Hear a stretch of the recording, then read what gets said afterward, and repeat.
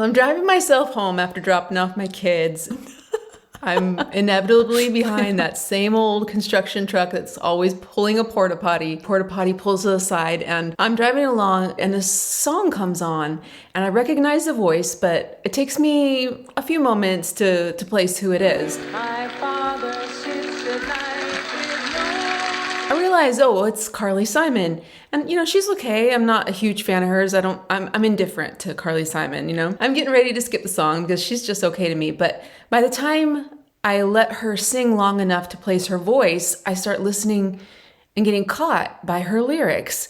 And I really start to hear them. And wow, they were profound. About marriage. It dawns on me that Carly Simon in this song is singing Mars square Venus. She's singing the transit. This song can help us understand anytime Mars squares Venus in astrology. Very quickly, what is a square? A square is an aspect that makes a 90-degree angle between two planets. And square aspects bring some form of tension, friction, conflict. Squares are always action-oriented because they are of the nature of Mars. They're very Mars-like. Mars and Venus are the archetypes of masculine and feminine. You remember that book? You remember that book, Men Are From Mars, Women Are From Venus? It was really popular, I think, in the 90s. I wonder if that's aged well. I didn't get any attention the entire month so that he could bring home this check?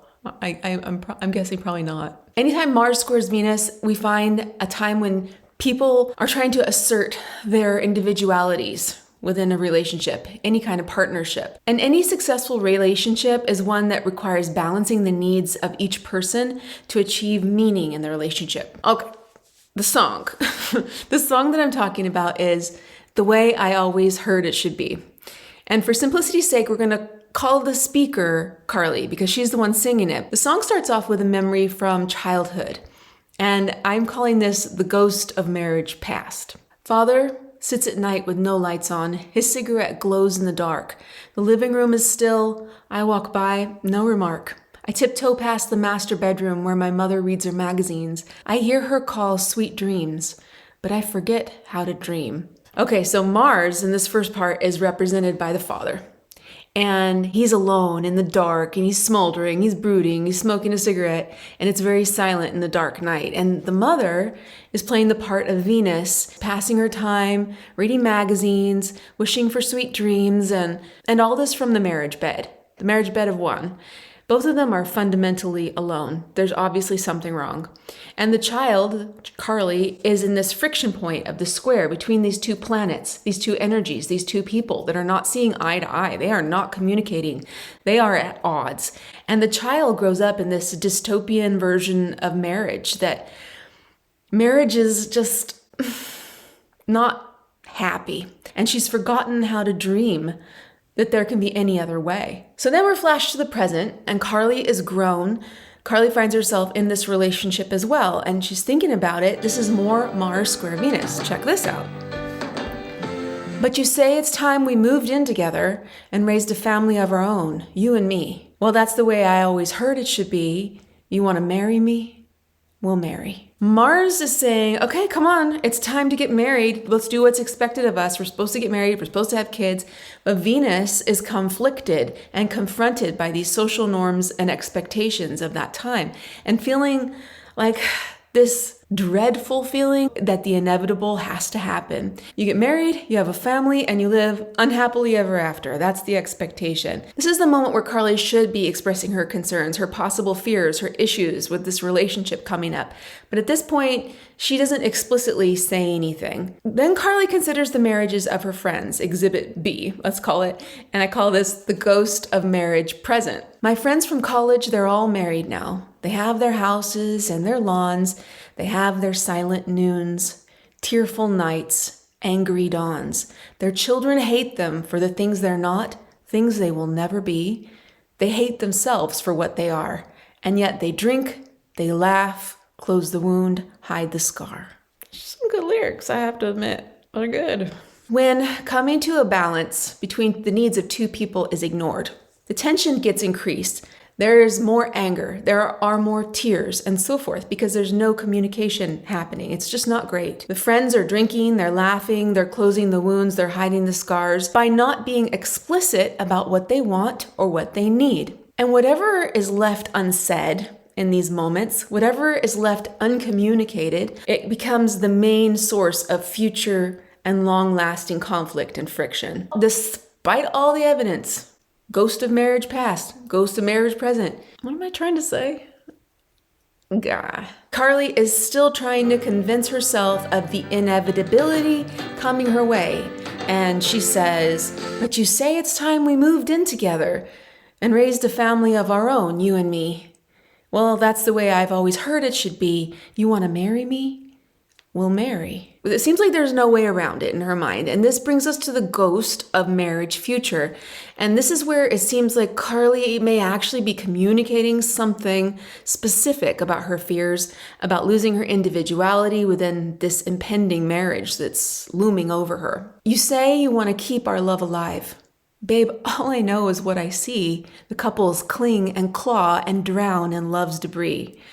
You say we'll soar like two birds through the clouds, but soon you'll cage me on your shelf.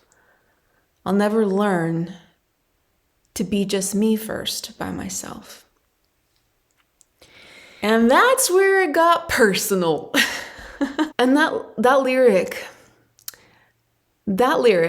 I'll never learn to be just me first by myself. I had my own little moment of catharsis because I can understand that level of tension. I can really understand that line. I'll never learn to be just me first by myself. And it's true.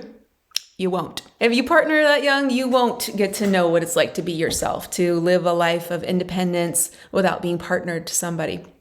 And it's a different path, you know, it's not the path to the most simple version of independence. Independence must be integrated within the structure of this inevitable tension that'll come in order to grow simultaneously as a pair, because that's what you're doing, but also as individuals. How does that happen? Well, that happens by defining what each person needs and wants from the other. Also understanding what you're willing to give and what you're willing to give up.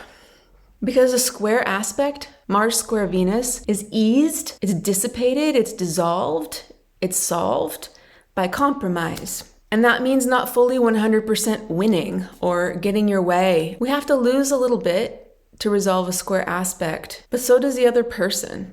That's compromise. When we both lose a little bit, we both also win. And winning together is better than winning in a conflict and the other person is a loser. It's just not really going to work for those Mars-Venus relationships. So we get to the last part of the song. She says, "Well, okay, it's time we moved in together and raised a family of our own, you and me. Well, that's the way I've always heard it should be. You want to marry me, we'll marry." In the end of the story, I don't know if these two people are destined to just go along with social norms and do what they always heard it should be, or if they will do things differently and beat the odds and have a better marriage than what she's experienced or what she's expecting. But it all comes down to how partners navigate a Mars-Venus square. Now, don't get me wrong, the square aspect does not lead inevitably to conflict with a loved one or a partner.